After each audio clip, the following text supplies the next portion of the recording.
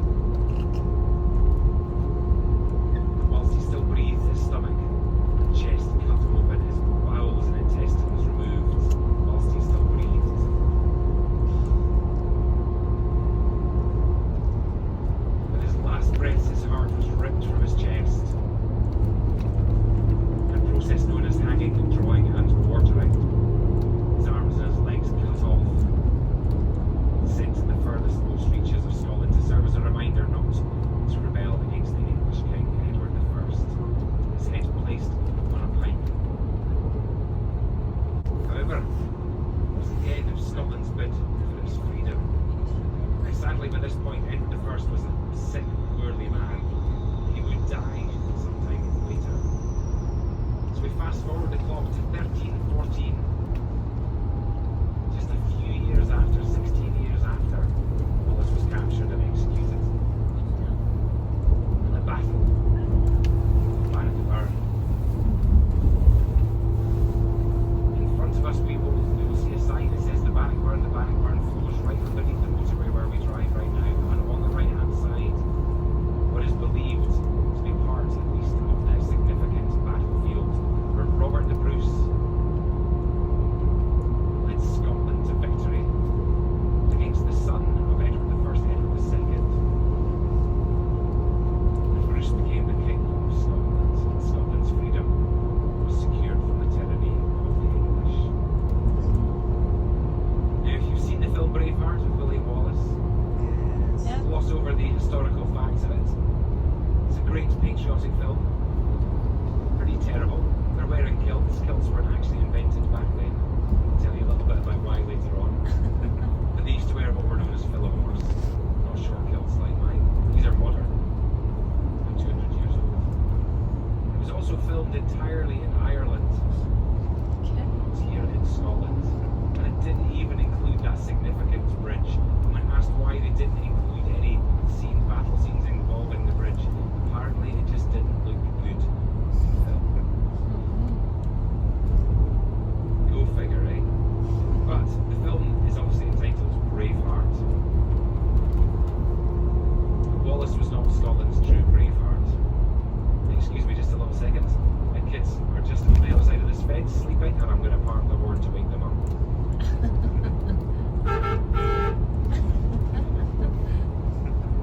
Wife number 2 absolutely hates me when I do that.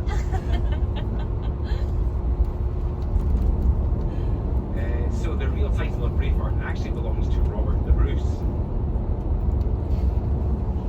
And I'm going to tell you why later on. So there's a few cliffhangers to leave you on today.